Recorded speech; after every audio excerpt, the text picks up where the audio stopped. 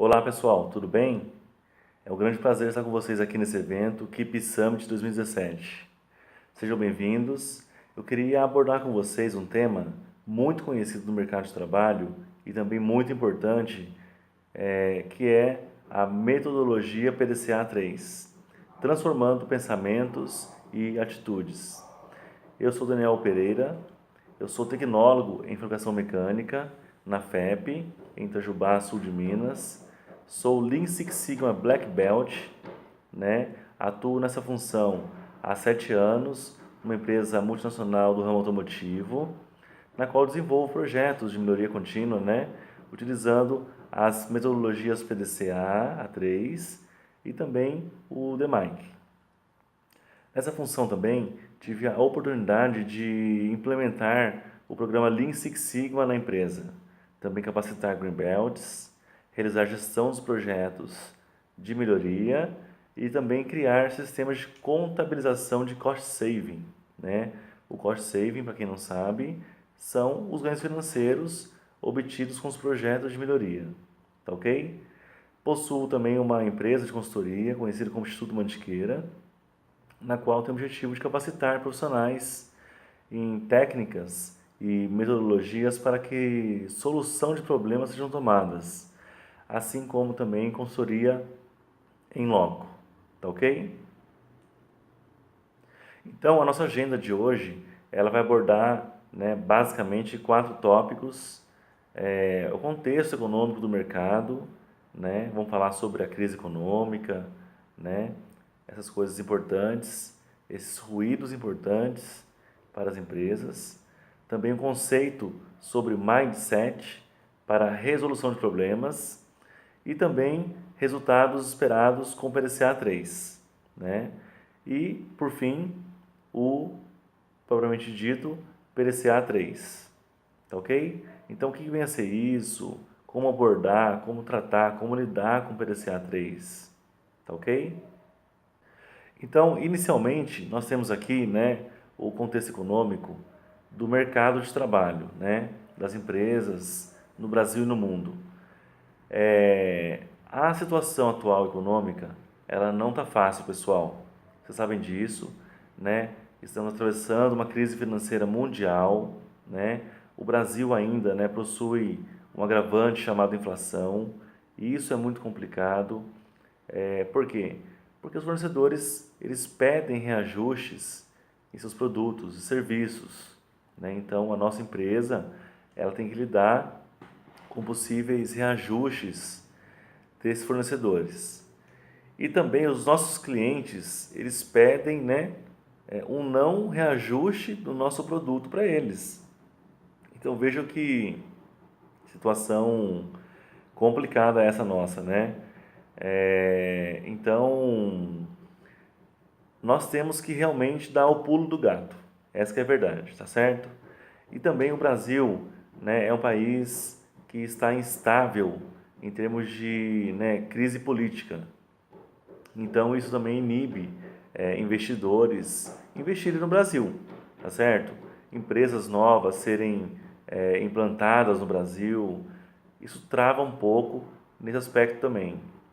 Então estamos vivendo aí um mercado de trabalho de alto índice de desemprego, né, uma crise geral mesmo, econômica, política, tá muito complicado. E aí, pessoal, entram alguns fatores também que levam as empresas a buscarem saídas para driblar, vamos dizer assim, esse cenário. Então, qual é a saída? Bom, as empresas, no modo geral, elas possuem duas saídas para isso. Uma é reduzir custos através de combate aos desperdícios, tá? Então, quem que faz isso? São profissionais desenvolvidos em modelos mentais voltados à resolução de problemas. É o famoso mindset, tá ok? Mais à frente vou falar sobre isso com mais calma, mas grave-me isso, por favor, porque realmente esse é o segredo, esse é o caminho. E uma outra saída que as empresas buscam é a área de compras, né, ter uma rotina, né, de falar com fornecedores para poder negociar, né, um não reajuste dos preços, né, ou um reajuste menor dos preços devido à inflação, tá certo? Então são duas óticas. Uma é compras, evitando um ajuste, né, ou um reajuste de preços com os nossos fornecedores, e uma outra saída, que é a mais comum, né, a mais que está em alta no mercado de trabalho, né, que leva os profissionais a se desenvolverem, é buscar redução de desperdícios, tá bom? Então, pessoal, a gente falou aqui que profissionais com um mindset voltado para a resolução de problemas. O que vem a ser isso? É um profissional, pessoal, que tem um modelo mental voltado para enxergar desperdícios. Ele tem facilidade de enxergar desperdícios. Ele não nasce com isso, ele desenvolve isso, ele aprende isso. Também é uma forma lógica e estruturada de combate aos desperdícios. Então, esse profissional ele enxerga o desperdício e ele combate o desperdício com técnicas aprimoradas para isso. É um modo de pensar e agir que proporciona resultados em qualquer lugar. Então, esse profissional ele consegue enxergar desperdícios e dar à empresa resultados, seja aonde for, porque ele internaliza isso nele, tá ok? Ele passa a ter um estilo de vida diferente. Um estilo de vida simples, objetivo, lógico e que deixa os problemas mais fáceis de serem solucionados. Ou seja, essa figura aqui, ela ilustra muito bem esse modo de pensar. Então, nós temos problemas, não temos? Seja em casa, seja na família, no bairro, na empresa, no trabalho, no processo, né? Aonde for. Esses problemas, inicialmente, eles têm, né? A gente fica ansioso, fica preocupado, porque a gente pensa em 1000 possibilidades. Nossa, pode ter 1000 possibilidades que levam a esse problema, né? Pode ter 1000 causas aí. Não é assim. O profissional que tem um mindset voltado para isso, ele consegue, né, de uma forma lógica, simples, filtrar esses potenciais causas, né, e com ferramentas ideais, certas, ele faz um filtro das causas potenciais e chega, através de técnicas, de conhecimento, né, a poucas causas vitais, tá certo? Então, o problema que era para ele obscuro, muito complexo, torna mais simples. E aí, ele com base nisso, ele fala o seguinte, bom, então meu processo, né? Seja ele um processo fabril, um processo logístico, um processo office, o que for. Todo processo transforma entradas em saídas, certo? Todo processo possui X, são variáveis controláveis, tá certo? Eu tenho controle sobre fatores que para o processo são importantes. E posso ter ruídos também, que são os Zs. Então, esse profissional, né, com esse mindset, ele além de filtrar, né, de forma bem técnica as possíveis causas, ele também consegue modelar, né, de forma lógica um processo, um problema, tá? E aí entra, né, esse aspecto de mindset, né, já misturando com o PDCA-3. O PDCA-3, pessoal, ele é uma forma de pensar, né?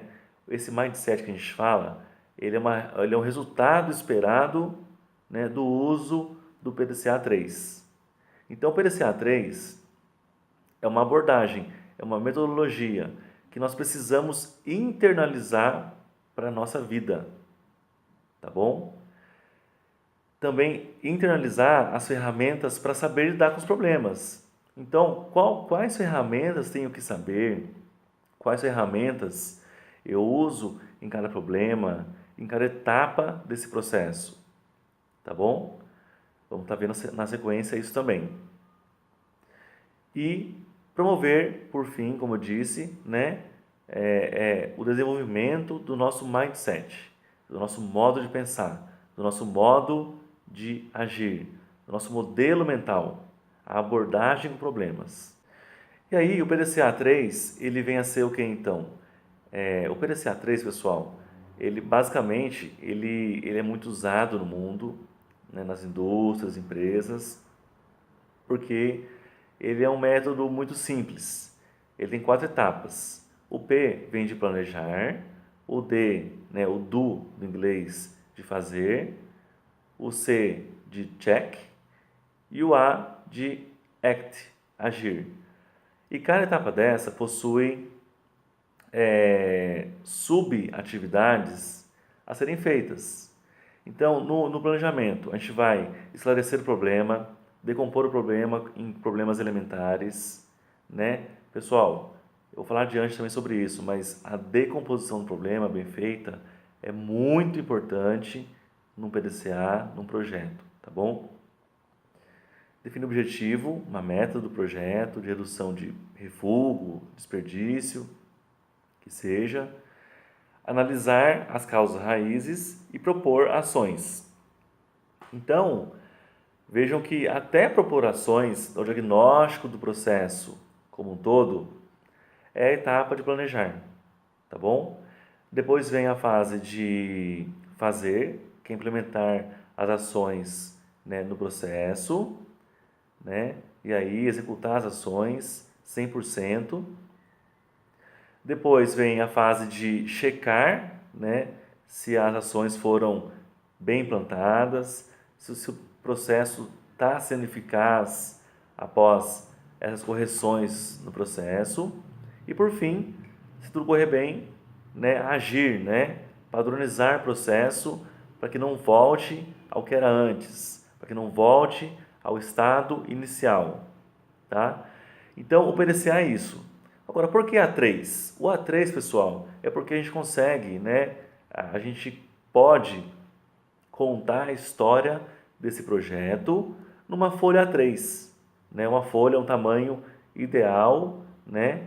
Para mostrar todo o trabalho para a equipe, para o pessoal, para a autodireção, para quem quer que seja, para a gestão de conhecimento, de forma didática, de modo que qualquer pessoa possa vir nesse A3, olhar, né, de forma lógica.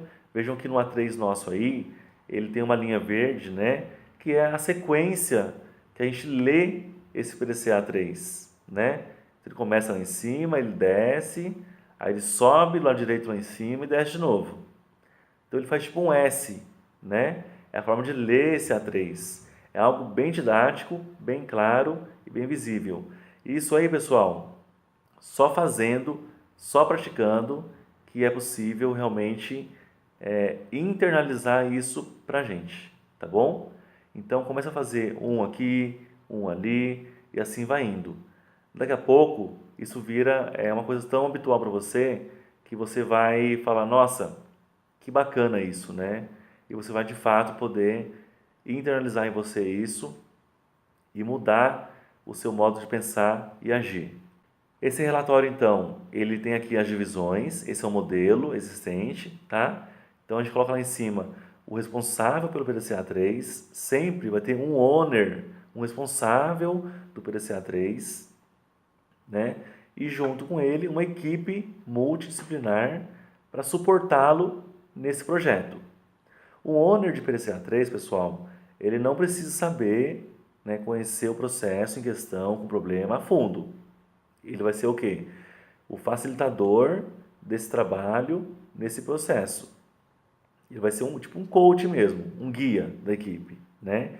Que aplicando ferramentas certas, perguntas certas, né? E ele vai guiar a equipe para um bem comum, para um resultado positivo.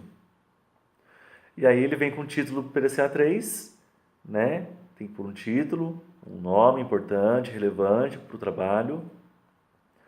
A descrição do problema, decompor o problema, lá embaixo o objetivo, aí sobe lá em cima na causa raiz, né? E aí vem as ações e verificação de eficácia, tá bom? Então agora entendendo mais a fundo, né? cada parte dessa do PDCA 3. Como que seria isso? Então, o título do projeto é importante para poder realmente, né, chamar a atenção da equipe, chamar a atenção do pessoal. Então, por exemplo, um título, né, bem elaborado, ele vai mostrar ali um problema, né, são as dores daquela área em questão, o local, né, a máquina, o processo em si, bem a fundo, né? Então, a gente tem aqui um exemplo de título, né?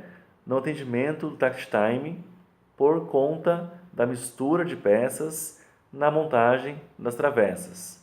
Então, é um título que mostra o problema, mostra o local, né? De modo bem claro para a equipe.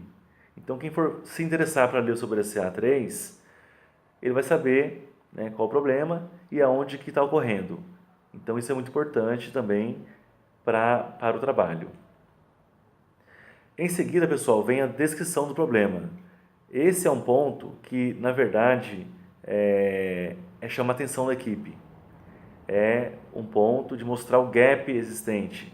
O que deveria ser e como estamos, né? É um ponto de mostrar também, de modo bem gerencial, o ganho que pode ter esse trabalho e convencer, né, a liderança da equipe, da empresa, a dar a você um recurso, né, necessário, um suporte necessário para o projeto, tá bom? É um artifício que a gente usa nessa fase do PDCA para garantir, né, o patrocínio do trabalho, tá certo? Aí, pessoal, vem a decomposição do problema, que é a terceira etapa aí, né? Muito importante. Porque é o seguinte, decompor o problema, muita gente peca nisso e isso é, de fato, a causa, ou uma das causas, de PDCAs que não são eficazes ou de PDCAs que não terminam. Por quê? O problema não foi bem decomposto.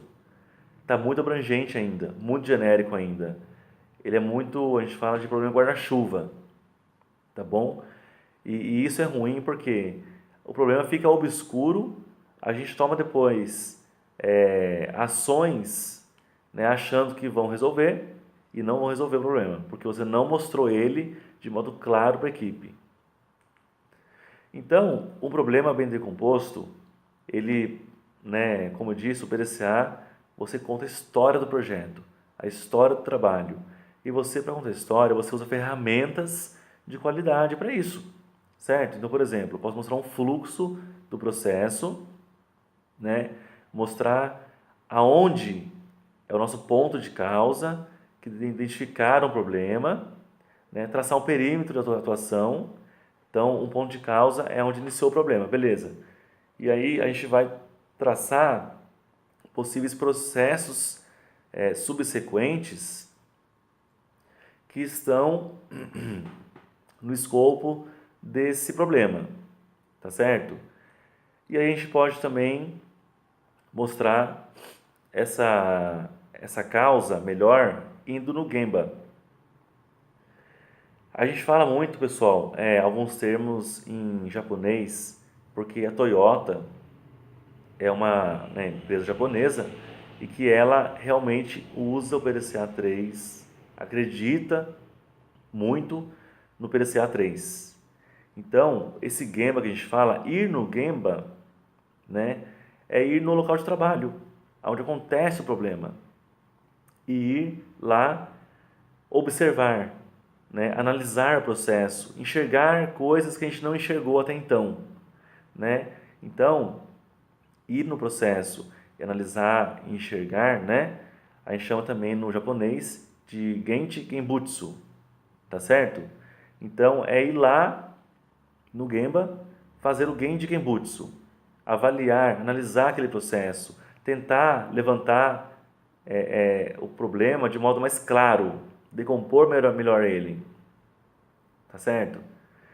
Então, por exemplo, um dos modos de fazer isso, né, indo no Gemba, no local de trabalho, e fazer o Gemba Genbutsu, é usar uma ferramenta clássica da qualidade e muito importante no PDCA, que é o 5W1H.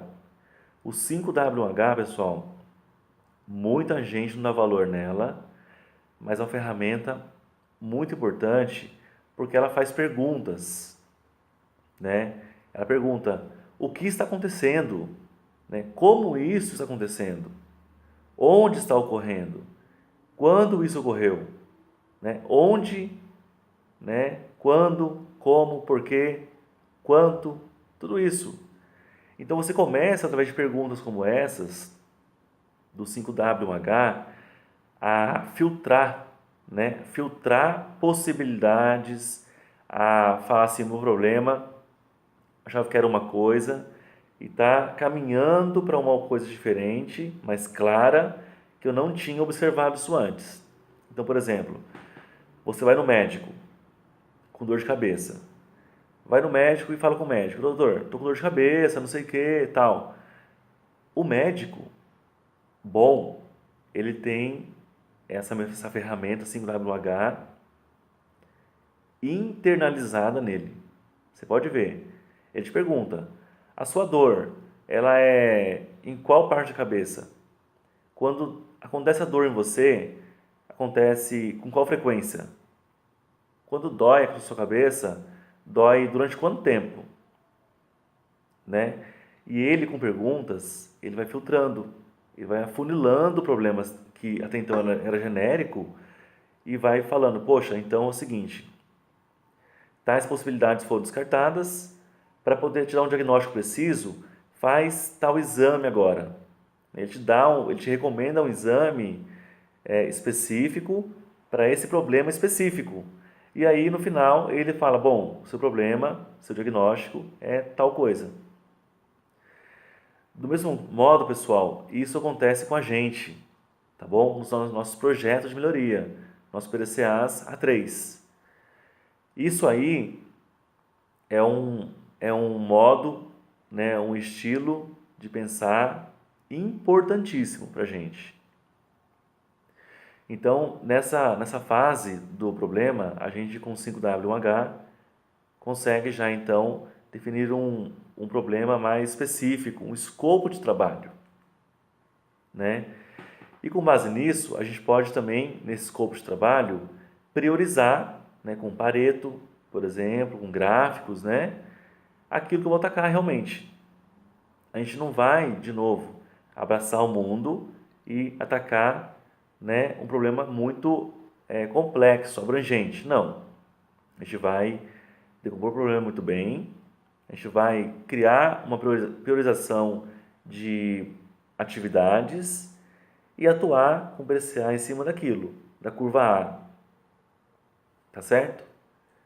Então, o Pareto é uma ferramenta muito importante que também ilustra, né, esse escopo de trabalho nosso. E a gente vai, né, com o problema definido, com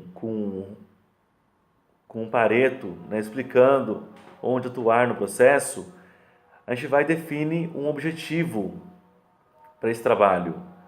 O objetivo, ele sempre tem que ser, pessoal, SMART, tá bom?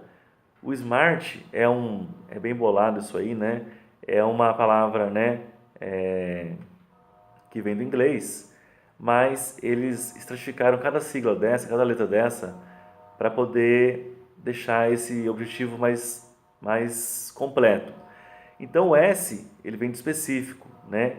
Objetivo específico, o M de mensurável, né? O A de ambicioso, o R de realista e o T de tempo, né?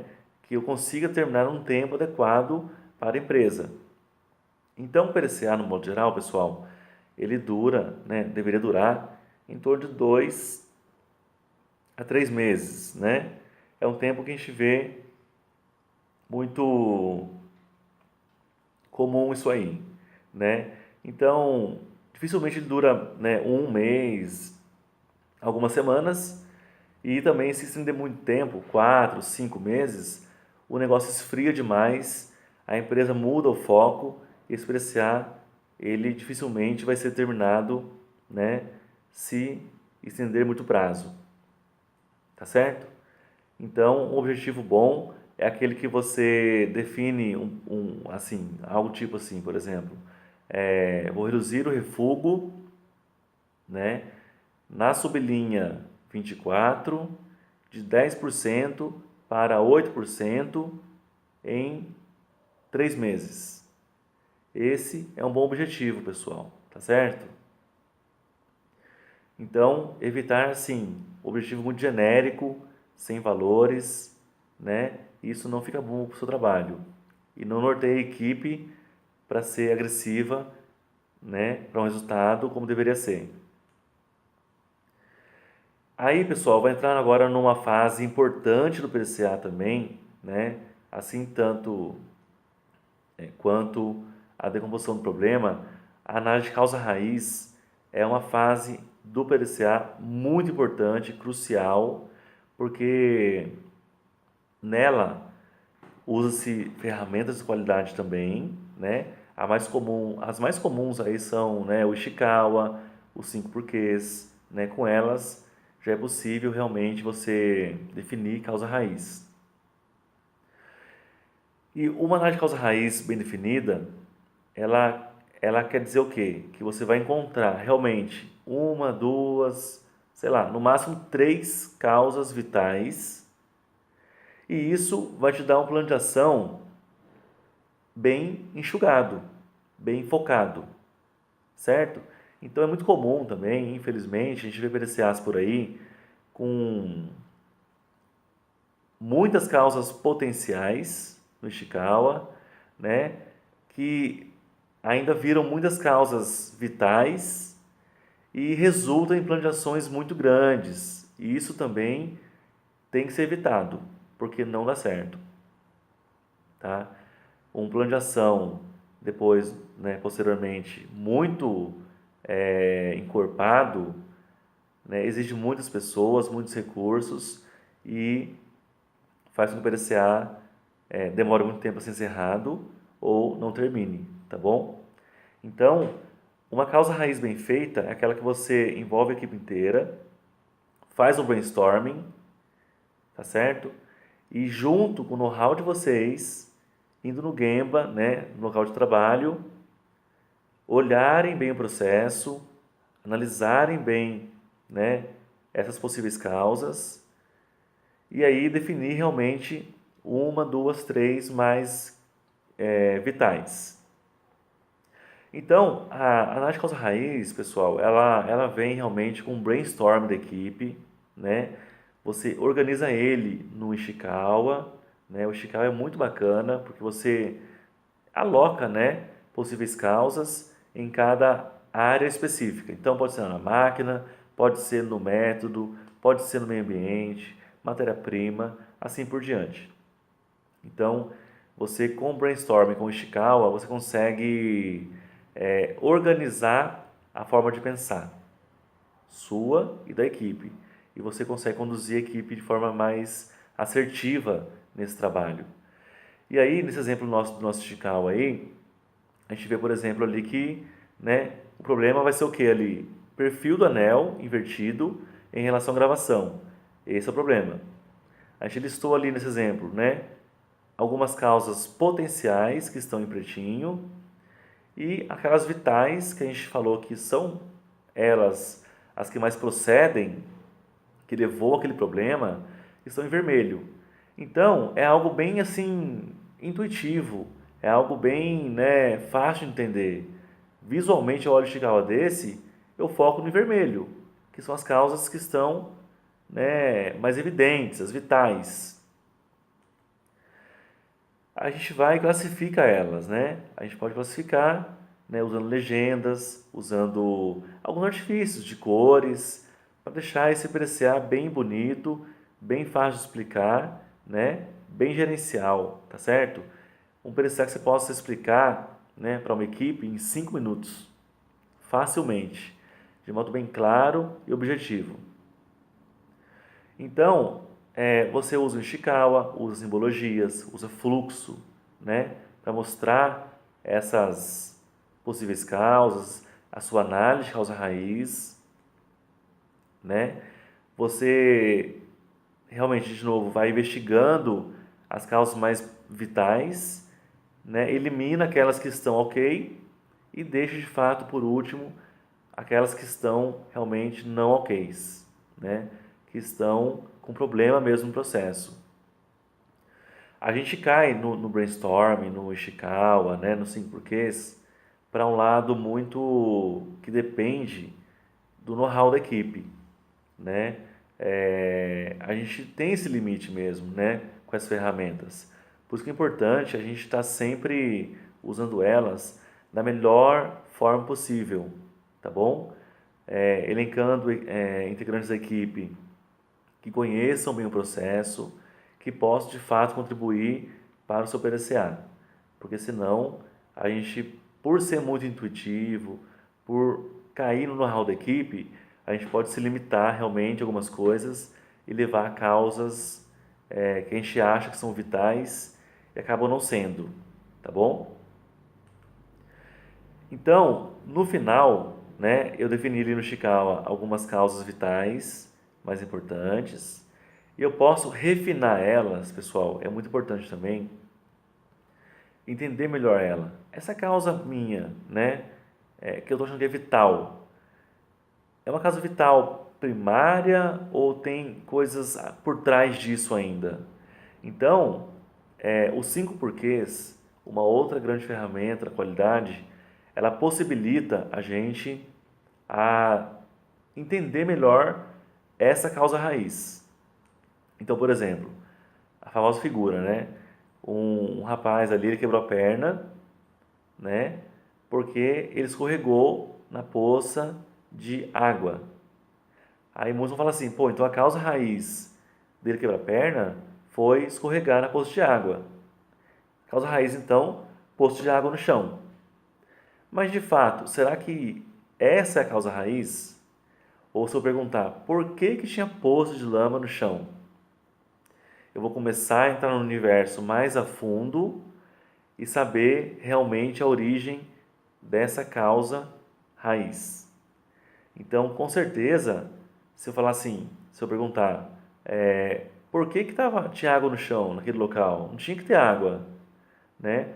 Ah, a resposta vai ser porque tinha uma torneira vazando água. Então, a causa raiz é a torneira vazando água e não a poça de água no chão, tá certo? Então, eu posso, nesse caso, parar na torneira, né? Então, é muito importante isso, né? Não parar em causas que a gente ache que são vitais, que são reais, sempre ter um pezinho atrás e perguntar o porquê, né, disso, para poder realmente achar uma causa raiz mais coerente. O plano de ação, então, ele é um plano de ação que vai ser focado, com poucas ações e ações voltadas a cada causa encontrada. Nada mais do que isso, tá bom? Para que esse PDCA termine logo, o mais rápido possível. E além disso, definir ações SMART também, bem claras, objetivas, temporal, né, agressivas, no bom sentido. Definir sempre um responsável por ação, nunca mais de um. Se definir mais de um responsável por ação, o negócio não sai também, pessoal, o negócio não flui. Sempre um responsável por ação e você sempre faz o follow-up nessas pessoas, nesse cara, tá bom? Para que o PDCA seja cumprido no prazo programado. Senão, o atraso pode ser uma consequência. Definir, então, né, as ações, implementações do processo. Agora eu vou, então, checar a eficácia desse trabalho. Está eficaz o nosso processo agora, após as ações implantadas? Não está eficaz. Então exige que eu volte no problema, redefina a decomposição melhor, redefinir causa raiz melhor e redefinir ações que realmente possam surtir efeito. Ah, está eficaz, legal, está efetivo o processo. Então, beleza, sigo adiante e vou padronizar esse processo. Então, o final do PDCA, nosso pessoal, é um final que a gente chama de Yokoten, né, no japonês também. Yokoten é padronizar essa boa prática, é padronizar essas ações em processos idênticos ao feito, né, o PDCA, ou parecidos, né, para que não volte ao que era antes. Né? É muito comum um PDCA ser feito, um trabalho ser feito, e voltar ao que era antes. Como que você evita isso, né? Voltar ao que era antes? Padronizando. De que forma isso? Então, uma ferramenta muito bacana na padronização de um PDCA em um processo é você criar um método de trabalho padronizado, por exemplo. Né? Nesse caso aí nosso aí, é um exemplo que mostra claramente para a pessoa do processo como fazer aquela atividade. Então, normalmente é um método alocado no posto de trabalho que vai guiar essas pessoas, né, tanto experientes quanto novatos, a fazer o trabalho da forma certa, como a gente definiu nesse PDCA, para evitar que volte de novo, né, ao que era antes.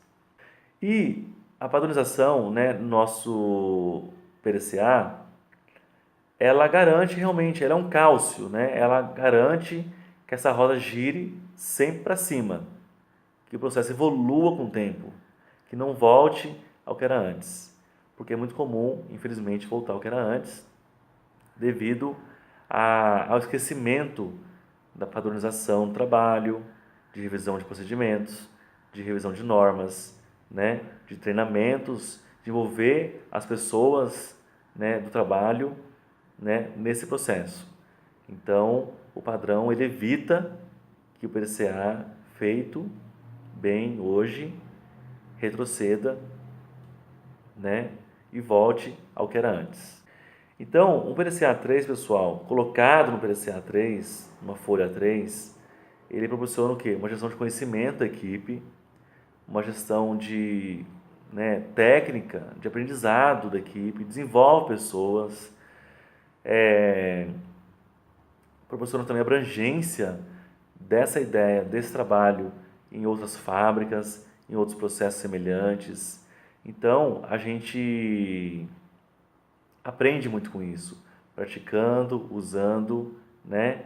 E através realmente dessa gestão de conhecimento, a gente passa a provar trabalhos nossos, trabalho dos outros e cresce e internaliza muito mais facilmente esse método, né?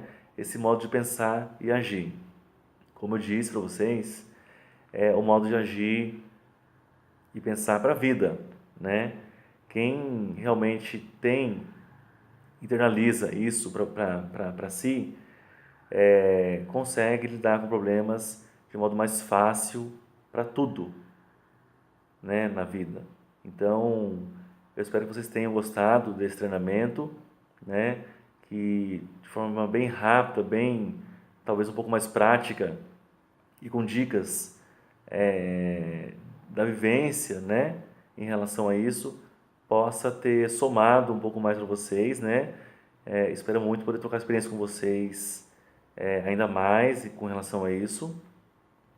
E estou à disposição de vocês, né? Meu e-mail é daniel.alberto.pereira.28@gmail.com. Meu celular está aí marcado na tela também, tá bom?